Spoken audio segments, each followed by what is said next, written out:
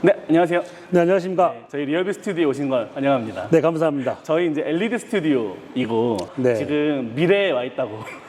네, 저희 컨셉입니다. 그래서 저희가 이제 시간 여행이 가능한 컨셉입니다. 그래서 위원님의 시간들을 과거부터 미래까지 조금 이동해 볼 텐데 첫 번째 1977년도 광주에서 태어나셨잖아요. 네, 맞습니다. 네, 광주 네. 제1고. 보통은 저희가 광주 1고 그렇죠. 아니면은 광주 분들은 1고라고 표현하시던데 호남의 야구, 호남의 자랑스러운 광주 일고라고 말씀드리고 싶습니다. 김병현 선수, 그리고 최희섭 선수, 서재영 선수 이렇게 세 명이 같이 뛰었던 걸로 유명한데 졸업생 중에서 선동열 감독님도 계시고 이종목 코치님도 계시고 고등학교 때는 그렇게 큰 체격이 아니셨는데 약간 어떠한 계기로 몸이 굉장히 커지셨다고. 네네. 중학교 3학년 겨울이었어요. 집을 가다가 어떠한 분을 만나서 그 분이 돈 줘. 그래가지고 제가 돈 없어. 그러면서 이제 실랑이를 이렇게 하다가 이제 그분에게 등 쪽에 날카로운 걸로 좀 등을 찔리면서 그러면서 이제 3개월을 쉬면서 정확하게 한 12cm 정도가 커진 것 같아요. 그때 약간 성적도 좋았었고 제가 고등학교 때 위원님 모습을 봤는데 홈으로 주로 하는 영상 봤거든요. 아, 네. 근데 엄청 날려pa시더라고요. 네네. 고등학교 당시에는 뭐 살을 찔 수가 없었죠. 워낙 훈련량도 많았었고 엄청나게 호리호리 했었을 거예요. 이제 졸업을 하시고 96년도에 그 고졸우선 지명이라는 제도가 있잖아요. 네. 지금 야구 팬들한텐 고졸우선 지명이라는 제도가 좀 어려워요. 이게 위원님부터 생긴 제도로 알고 있는데 이게 어떤 제도였는지 그리고 이 제도 때문에 이제 미국 야구에서 이제 기아 타이거즈로 복귀할 때 기아로 복귀할 수 있었던 걸로 알고 있거든요.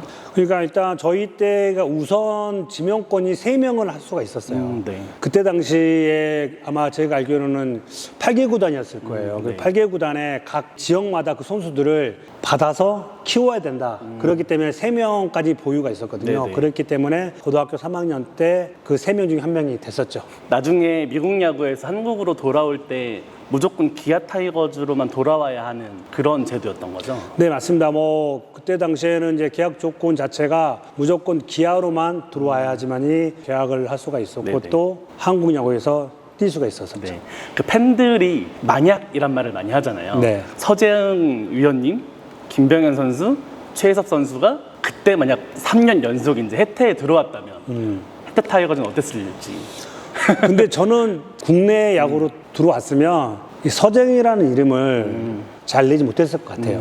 미국 야구에서 그 선수들 만나면서 어떤 식의 훈련 방법이 나한테 맞는 건가를 제가 많이 배우고 느꼈기 때문에 대학교를 졸업을 하고 들어와가지고는 뭐 어느 정도의 성적은 냈겠지만 그렇게 서재영이라는 이름을 크게 빛내지는 못했을 것 같습니다. AA에서 이제 선수 활동을 하고 계실 때 방콕 아시안 게임에 네, 참여하게 되셨어요. 맞아요. 방콕 아시안 게임에 그때 처음으로 프로 선수들이 들어오게 됐었고 이제 알루미늄 배트 그때 활용했다고 네, 제가 알고 맞습니다. 있었거든요. 뭐 제가 알기로는 드림팀이라고 붙여진 게 아마 1호였을 거예요. 그쵸, 네. 네, 프로하고 아마추어랑 이제 같이 섞이면서 처음 이제 야구를 하다 보니까 이게 흔히 말하는 맥주를 마셔도 편하게 먹는 프로 선수와 맥주를 마셔도 눈치를 보면서 아마추어를 마시는 그런 경험이 있었던 것 같아요. 그럼 선발은 감독님께서 이제 호출을 하신 건가요? 선발이 되신 건가요? 아니면 어떻게? 네, 그렇습니다. 저는 그때 당시 이제 주성로 감독님이 그때 아시아 게임 감독님이셨는데 또 인하대학교 또 선생님이세요. 네네. 그래가지고 그때 당시 98년도에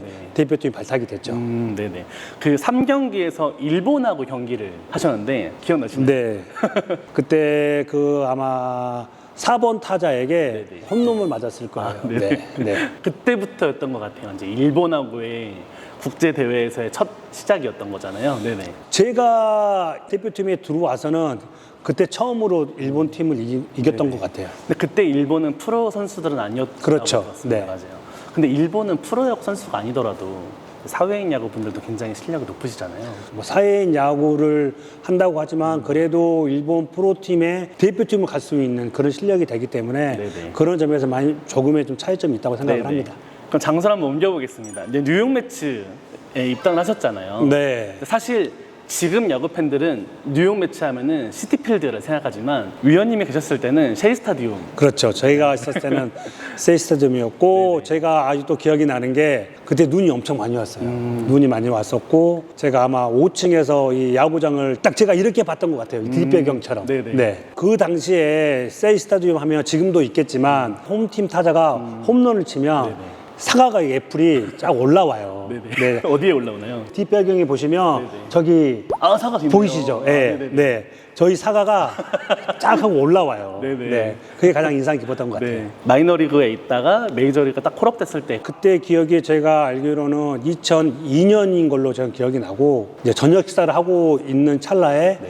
그때 이제 처음으로 이제 전화가 왔죠 저한테. 그러면서 이제 같이 식사를 하고 있던 친구에게 어떤 내용인지를 이제 전화기를 넘겨주고. 영어가 어려우셨어요. 네, 영어가 좀 안 되니까요. 그러면서 그 친구가 이제 말해 준 거죠. 너 내일 바로 메이저리그로 올라오래. 그렇겠다. 그러면서 이제 그 감독님이 저한테 이제 해주신 이야기가 내일 올라가는데 너가 하루가 있을지 일주일 있을지 이걸 정확하게 모르겠다. 일단 콜업이 됐으니까 내일 공항으로 가게 되면 네네. 너를 안내준 사람이 있을 거다. 이렇게 이제 아, 그쵸. 안내를 받았죠. 정말 심장이 막 뛰고 막 어떻게 멘탈을 잡아야 될지 모르는 상황이잖아요. 네네. 하지만 제가 이제 코치를 했었을 때 이 어린 친구들, 이 어린 친구들이 처음 마운드에 올라가서 처음 타자와 상대를 하고 자기 플랜도 풀리지 않았을 때 그때 이제 저도 이제 그때 기억을 떠올리면서 이제 자꾸 이제 멘탈적으로 이야기를 많이 해주죠. 셰이 스타디움의 응원이나 열기, 뭐 분위기 이런 것 좀 어땠나요? 세이 스타디움이 아마 5만 명이 들어가는 걸로 알고 있어요. 5만 명이. 근데 이제 가장 인상에 남았던 거는 양키즈랑 게임을 했었을 때 정말로 이 압도적인 이 소리, 목소리가 한 번 다 울릴 때마다 야구장이 약간 흔들린다는 그런 느낌을 네네. 많이 받았어요. 또 양키즈랑 매츠는 같은 연고지를 쓰고 있기 그렇죠. 때문에 라이벌이기 라이벌이잖아요. 때문에. 네네. 이제 뉴욕 매치에서 계실 때 우리가 지금은 흔히 알고 있는 토미존 수술이라고 네. 지금은 사람들이 이 수술을 해도 1, 2년 있으면 복귀가 되고 뭐 구속이 더 빨라지는 경우도 있고 근데 이렇게 인지를 하지만 위원님께서 이제 팔꿈치 부상을 당하셨을 때는 너무 놀랍거나 약간 정보가 많이 없었을 것 같아요. 뭐 제가 처음 미국 갔었을 때는 이제 미국 선수들은 흔히 하는 수술이었고 한국 선수로는 아마 제가 처음으로 이 수술을 했었을 거예요. 네네. 그러다 보니까 그 당시에는 제가 이제 이방인이잖아요. 트레이너가 정말로 잘해줬지만 네. 그래도 나를 좀 더 믿었던 것 같아요. 기아 타이거즈 팬이다 보니까 코치 시절이 너무 강해서 약간 기아 타이거즈 코치로서 그 팬들이 가장 위원님을 좋아했던 게 정말 관리 잘해주신다. 네. 약간 그 수술이나 이렇게 약간 아픈 선수들의 재활 이런 것들 정말 잘해주신 핫하셨거든요 별명이. 네. 그래서 이때 경험이 코치에도 경험으로 좀 이어지거나 이런 부분들이 있는지 좀 싶어요. 뭐 솔직히 말씀드리면 없지 않아 있긴 있어요. 네네. 또 제가 또 팔꿈치를 한번 다쳐봤기 때문에 또 아무래도 좀 이 투구수에 관해서는 조금 더 이 선수들 편에 네네. 섰던 것 같아요. 맞습니다. 그래서 이제 뉴욕 매츠 선수 생활 하시면서 첫 승이 사실 기억에 많이 남잖아요. 네. 첫 승의 장소가 제가 기억하기로는 PNC 파크. 네, 맞습니다. PNC 파크인데 그날 첫 승, 첫 안타, 첫 타점 제가 타 올리는 날이었어요. 정말 역사적인 날이네요. 네, 그래서 볼도 받고 라인업도 받고 여러 가지 추억이 있죠. 네네. 그때 약간 등판하실 때 나는 오늘 이길 것 같다 이런 생각이 좀 드셨나요? 아니요, 뭐 그 당시에는 제가 이겨야지 이런 생각이 아니라 내가 던질 수 있는 이닝에서 네. 최선을 다하자. 그리고 최소 실점으로 이닝을 끝내자. 그때 당시에는 이런 마음이었던 것 같아요. 네네. 2003년도에 첫 승을 하시고 그때 9승 12패 네. 하셨어요. 그래도 메이저리그에 가서 처음으로 풀시즌 거의 180이닝 이상을 뛰었는데 2003년도는 위원님한테 어떤 기억으로 좀 남아있나요? 제가 했던 야구를 그때 다 했던 것 같아요. 야구를 시작해서 은퇴를 할 때까지 아마 2003년 그 시즌이 제 야구 통틀어서 제가 가장 기억을 많이 할 수 있는 그 연도였던 것 같아요. 네네. 2005년도가 특히 이제 후반기에 메이저로 오게 되면서 네. 우리 야구 팬들이 기억하는 서재응의 최고 8승 2패. 그렇죠. 그리고 WHIP가 1.1이면 사실 네. 거의 주자 안 내보낸 거잖아요. 네. 그 2005년 시즌 어떻게 기억하고 계시나요? 그러니까 그때 그 시즌은 저도 제가 너 미쳤구나 사재영. 정말이에요. 이게 2003년 시즌하고 또 다른 시즌이었던 거예요. 2004년도의 시즌을 흔히 말하는 좀 말아먹고 그리고 다시 이제 2005년도에는 다시 한번 몸을 잘 만들어서 준비를 잘 해야지 했었는데 이제 2005년도 후반기에 이제 기회가 오면서 그때 이제 그 기회를 놓치지 않으려고 정말 몸 관리 잘했던 것 같아요. 2005년도가 끝나고 2006년 WBC 있을 수 없는데 월드 베이스볼 클래식 초대 대회 때 멤버들 기억나시나요? 그럼요. 흔히 말하면 진짜 일본은 그 당시에 최고의 선수들을 좀 다 나와 있는 상황이었잖아요. 대표적인 거는 이치로 선수가 나와 있는 거고, 그다음에 미국을 대표를 하면 데릭 지터. 맞아요. 정말 어마어마했었죠. 06년도 WBC 첫 경기가 도쿄돔에서 열렸었고 또 첫 선발이 서재영 위원님이셨어요. 기억나시나요? 그때 아마 대만전이에요. 네, 맞아요. 대만전이었고 그 당시에는 투구수가 있었어요. 그래서 그 투구수를 채우고 제가 이제 내려왔던 기억이 있죠. 지금은 정확하게 기억은 안 나는데 아마 80개 미만이었던 것 같아요. 80개 미만.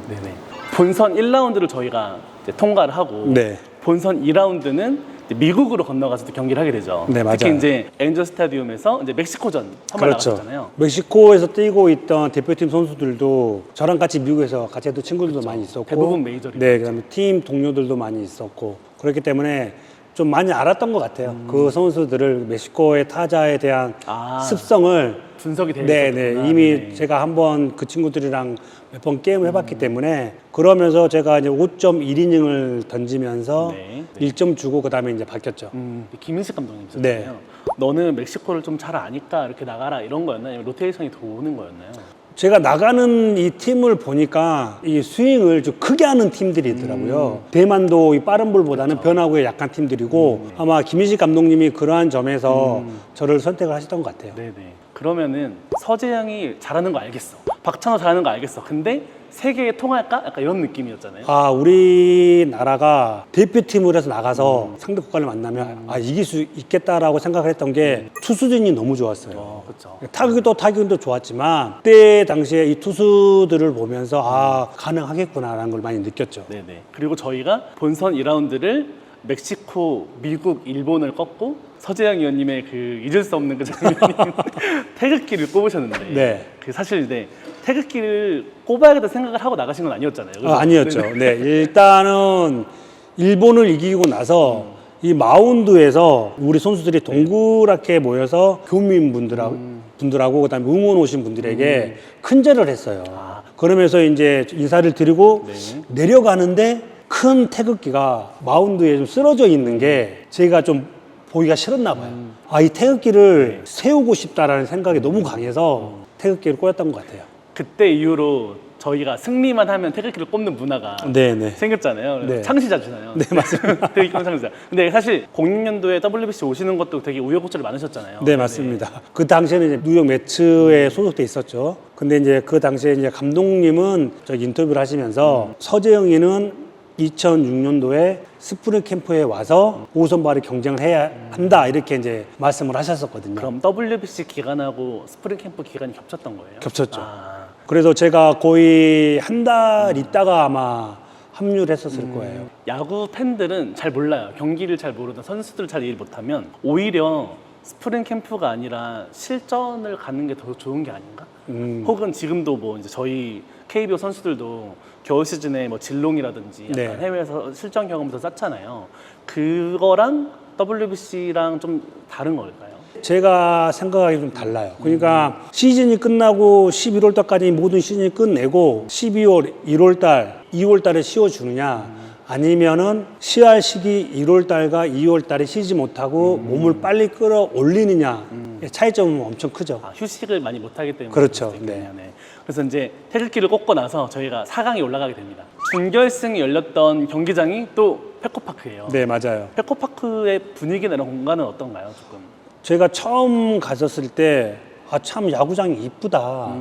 좀 약간 공원에 오는 듯한 그런 느낌을 받았어요. 그렇게 해서 준결승을 또 일본이랑 붙게 됩니다. 네. WBC가 저는 어렸을 때 정말 이해가 안 됐어요. 뭐 맞아요. 미국을 이겼는데 일본을 분명히 이겼는데 또 일본이랑 하게 됐잖아요. 그러니까 뭐 1차적으로 2006년도 WBC는 미국 팀을 우승으로 만들기 위한 솔직히 말하면 대회였기 때문에 저희가 일본이라는 팀을 3번을 만났는데 이제 마지막에 그 고비를 넘기지 못하고 이제 패배하고 말았는데 그래도 저희 팀 대표팀은 정말 잘했다고 생각을 해요. 하지만 아쉽게도 이제 6대 0으로 지면서 네. 첫 WBC에서는 이제 4강 기록을 세우게 됩니다. 14이닝 1신점 네. 2승 무패셨잖아요. 네. WHIP 0.7이면은 거의 뭐 한 이닝당 한 명도 안 내보냈다는 건데 다저스로 이제 트레이드가 되면서 다저스 스타디움에서 경기를 하시게 되는데요. 네. 다저스 스타디움에서 혹시 기억나는 장면이라든지 뭐 경기가 있으실까요? 그러니까 저는 이 다저스타운을 대학교 2학년 때 처음 가봤어요. 아, 메이저리그 야구를 보면서 아 나도 지금 이 구장에서 뛰고 싶다라는 생각을 엄청 많이 했었죠. 위원님의 이런 대학교 시절이라든지 다저스 스타디움에 대한 얘기를 더 듣고 싶으시면 다음에 이제 2006년도 도중에 이제 트레이드 되셨던 거예요. 네. 네네. 템파베이 이거 트로피카나 필드라고 하는데 사실 이 구장을 저희가 가보거나 이런 사람들이 많지 않을 거예요. 아마 생소하실 거예요. 그렇죠. 약간 네. 최지만 선수가 뛰긴 했지만 네. 뭐 저희가 직관을 간다거나 그러지 그렇죠. 못하는데 동구장이더라고요. 이 맞아요. 구장 설명 한번 해주실 수 있나요? 그다음에 트로피카나의 상징적인 건 가오리예요. 또 이 외야에 저 수영장이 있어요. 저기 있네요. 예, 콜라 밑에. 네네네. 중간 그 밑에 쪽에 보시면 또 가오리가 또 따로 수족관이 따로 있어요. 수족관 있어요? 네. 네네. 그리고 음식을 밖에서 사고 들어오셔도 돼요. 원래는 안 되나요? 원래는 안 돼요. 원래는 뭐 구장 내에서만 음식이 되는데 트로피카나 이 필드는 외부에서 음식을 가지고 들어와서 식사를 하셔도 되고 또 제가 알기로는 그 당시에 아마 주차 공간이 아마 풀이었을 거예요. 네, 그 정도로 팬들에게 좀 많이 다가가려는. 제가 다저스 경기를 한번 직관 가서 느꼈던 게 하루 주차요금이 10만 원이더라고요. 네, 맞아요. 그래서 약간 주차요금이 정말 비싸다고 했었는데 네. 여기는 공짜였다. 네. 좋습니다. 그래서 트로피카나 필드 이제 템파베이에서 계시다가 이제 한국으로 이제 복귀를 하게 되셨어요. 그렇죠. 이제 무등야구장. 저도 어렸을 때 기억납니다. 아버지 손잡고 들어가면 굉장히 좁고 사람이 많아 보이지만 10,000명 정도밖에 안 되기 때문에 그 우등야구장인데 그때 타이거즈 팬들은 어떤 분위기였나요? 약간 뭐 이렇게 말씀드리긴 좀 뭐하지만 그때까지만 하더라도 아저씨 부대가 많았어요. 여기 소주 꼽으시고 네, 아저씨 부대. 아저씨 부대가 많아서 8회 되면 항상 이종범 선배님의 이름 항상 외치셨고 타이거즈가 지고 있으면 야구 좀 잘해라.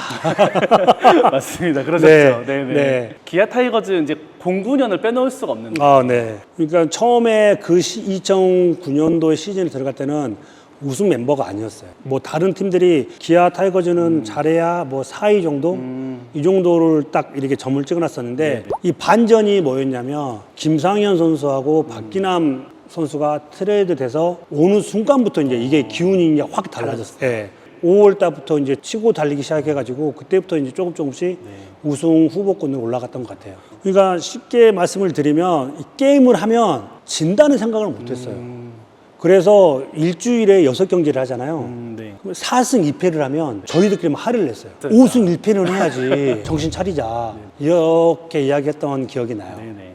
잠실은 자주 오셨겠지만 한국 시리즈의 잠실은 또 다르잖아요. 맞아요. 잠실 야구장에서 그 09년 우승할 때 그 열기나 분위기 이런 거 혹시 어떠셨는지 궁금해요. 이게 마지막 7차전인데 저희가 5대 1이 됐을 때 저희는 어느 정도 조금 좀 내려놨어요. 네. 왜 그러냐면 워낙 그 당시에 SK 투수들이 너무 잘했죠. 너무 강했기 때문에 이 4점 차를 맞아요. 야, 뒤집기가 쉽지가 않겠다는 생각을 했었거든요. 근데 여기서 이제 반전이 안치홍 선수하고 나지한 선수가 홈런 2방으로 그렇죠. 이 맞아요. 반전을 딱 일으키다 네네. 보니까 그러면서 이제 완전히 기운이 타이거즈한테 오는구나. 그쵸. 그때 그런 기억이 있어요. 근데 기아 타이거즈는 왜 항상 우승을 하면 그 다음부터 좀 못할까요? 저도 지금 와서 생각을 해보면 베테랑들이 많아요. 2년 연속, 3년 연속 이렇게 우승하는 팀들을 보시면 이 젊은 선수들이 그 영향을 에너지가 받아서 약간 이렇게. 계속 이어가는데 네네. 타이거즈 같은 경우에는 이제 우승 한 번 할 때 모든 기운이 한 번에 쏟아지다 보니까 기운을, 네. 그리고 이제 우승을 하고 나서 2010년도하고 2012년도에 선발진을 완벽하게 책임져 주셨어요. 네. 네, WAR이 팀 1등이셨고 방어율이 2점대 약간 그래서 네. 스탯상으로는 저희 팬들이 말하기에는 아 이건 15승도 가능했다 약간 그렇게 얘기를 하는데 정말 9승이라는 게 너무 아쉬우실 것 같아요. 그죠? 맞아요. 네네. 제 야구 인생에서 저의 승은 9승으로 마감이 됐다. 2003년 그 이후로 그것 때문에 미국 매치 때. 그것 때문에 시승을 못한다. 네. 이제 이런 장난말을 많이 하죠. 아, 그렇죠. 특히 이제 2012년도에 분산 야구장에서 이제 44이닝 무실점. 지금도 아직 1등이신가요? 네. 아, 그렇죠. 네네. 선발 투수 이닝으로는 아직 깬 사람이 없죠. 아, 그렇죠. 분산 야구장을 저는 한 번도 안 가봤어요. 음. 분산 야구장은 좀 분위기가 어떤가요? 일단은 이미지가 광주 구장이랑 많이 비슷하고 이 군산 분들이 이 열기가 정말 대단하세요. 뭐 어느 팀이나 뭐 맞아요. 대단하시겠지만 또 군산 역시 이 호남의 야구에 대해서 엄청 많이 맞아요. 반가워해 주시고 저 때가 저는 좀 낭만의 시기라고 생각하는데 투수 응원가가 있었어요. 저희가 위원님 나이스 라이 약간 그거 있잖아요. I can't stop loving you. 네. 응원가가 들릴 때 조금 어떠세요? 약간 투수 응원가는 사실 그때 이후로 없어졌잖아요. 네. 근데 기분이 좋죠. 그 전에 이제 응원가라고 하면 내가 등판할 때 내가 좋아하는 음악을 먼저 틀었었거든요. 그렇죠. 그러니까 저는 약간 처음에는 힙합 곡을 좀 틀다가 네. 그 다음에는 이제 사랑의 배터리 아, 홍진영 씨의 그 음악을 등장곡으로 제가 했었죠. 좋습니다. 09년도 우승을 하고 저희 구단주님이 약간 새 구장을 해주겠다. 이게 맞나요? 네. 우승 만찬을 했는데 이제 뭐 그때 당시 이제 어떤 걸 하고 싶냐 그랬을 때 새로운 야구장을 해주면 좋겠다. 정말 빠르게 탁탁탁 일처리가 됐죠. 약간 무등야구장에 있다가 챔필에 갔을 때 선수단 반응? 이런 느낌이었던 것 같아요.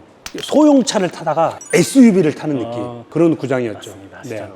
챔피언스 필드에 선수 생활 이제 하시다가 은퇴를 하시게 돼요. 네. 이제 15년도에 은퇴를 하시게 되는데 은퇴식을 하셨잖아요. 네. 그때 제가 갔어요.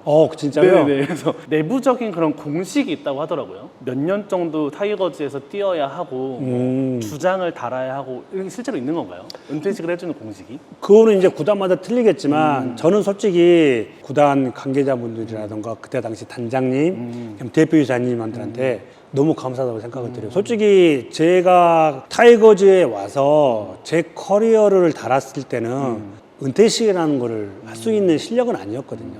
하지만 이제 뭐 그래도 서재영 선수는 광주 고장에서 태어났고 그쵸. 또 광주에서 야구를 했고 또 미국 야구로 갔다 와서 다시 또 우리 고향인 타이거즈에서 맞아요. 게임을 띄워주고 은퇴식을 하는데 해주면 어떻겠느냐 이렇게 말씀해 주셔가지고 그래가지고 이제 차이섭 선수랑 같이 이제 은퇴식을 하게 됐죠. 맞아요. 그래서 은퇴를 하시고 타이거즈에서 이제 바로 제안이 왔었던 건가요? 코치로 제가 한 2년 정도는 해설위원으로. 좀 공부를 좀 더 해보겠습니다. 선수를 끝내고 바로 코치로 들어가게 되면 똑같을 것 같아서 선수의 심리를 좀 봤으면 좋겠다 싶어서 그래서 이제 방송을 하게 됐죠. 방송을 하시다가 타이거즈의 코치로 오셨을 때 저는 그걸 기억나요. 항상 올라오실 때 이렇게 박수 치면서 올라오시잖아요. 그라운드에, 네. 마운드에. 투수를 안 바꾸면 이렇게 토닥여주고 가시고 약간 네. 그런 저희가 표현할 때 형님 리더십 약간 이런 게 네. 있었었는데 실제로 그런 형태로 많이 코칭을 하셨던 건가요?